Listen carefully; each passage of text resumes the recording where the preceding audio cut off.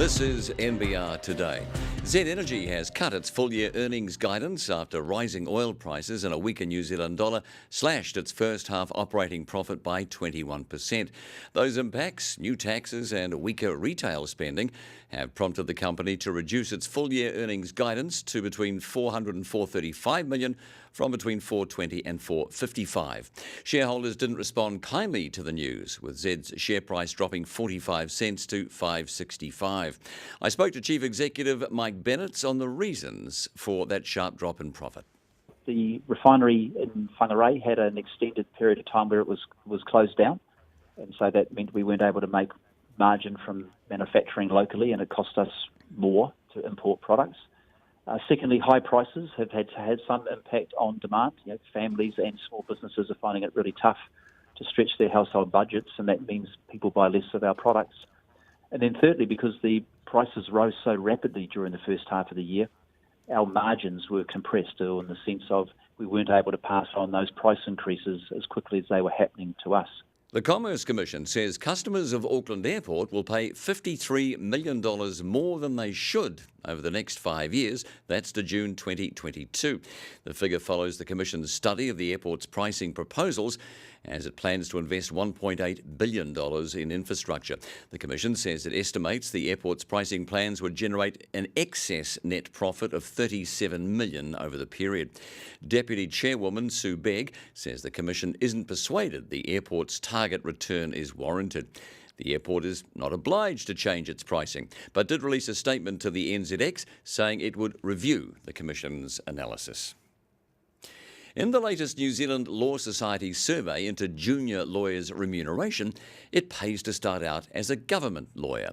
The 2018 survey, undertaken in conjunction with Niche Recruiting, found the average salary for a lawyer with up to 1 year's post-qualification experience is $54,000 in a large firm of more than 20 lawyers. Now that's up from $50,000 2 years ago. In contrast, central government lawyers get on average $64,000 when starting out, up from $43,000 2 years ago. Corporate in-house lawyers with less than 1 year of experience also receive a lot more, with average salaries up to $61,000 from $56,000. Niche Recruitment co-owner Jane Temmel says junior lawyers are finally getting a bump after starting salaries were stagnant after the GFC. Well, economists are predicting the Reserve Bank will soon ease loan-to-value ratio limits for housing mortgages as credit growth and the housing market stabilise. LVR policies were established in 2013 to address financial stability risks arising from rapid house price inflation and increasing household debt. In the most recent ANZ Property Focus report, the bank's economists said they expect the Reserve Bank to ease LVR restrictions for 2019 in its financial stability review this month. Finance Minister Grant Robertson is confident a combination of Reserve Bank action and government policy is leading to a sustained period of housing market moderation. He says from the government's perspective, it's getting on with its program of building more houses and trying to dampen demand.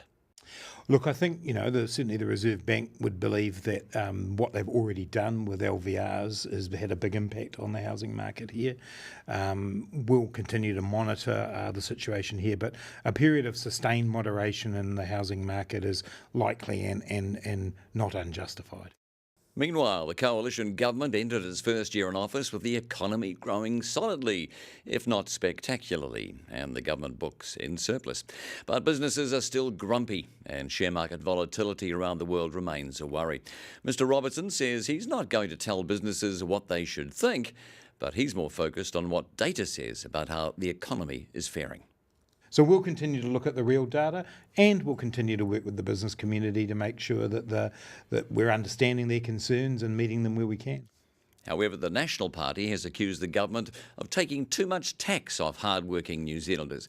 But at the same time, it says it's responsible for the healthy state of the government's books.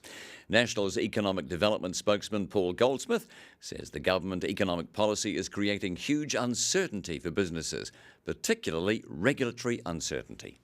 I mean, if you look at what this government's economic policy is, and I'm highly critical of most of it because it has sown uncertainty across the economy on a colossal scale, uncertainty about foreign investment, uncertainty around capital gains tax, those sorts of things. Regulatory uncertainty, such as we've never seen. Most people who are thinking about investments will naturally be wondering, well, is my industry going to be chopped off at the knees like the oil and gas sector was by the Prime Minister, or will it be the victim of a drive-by shooting by Shane Jones? Here's a question for you. Why does the chairman of a listed company quit on the eve of its annual meeting? In NBR tomorrow, Hunter's Corner explores the troubled past of PGG Wrightson's controlling shareholder Guang Ling Lai and his potentially difficult future. For more on that and other stories, head to our website. Have a great evening. To unlock your 2 free articles a week, head to nbr.co.nz.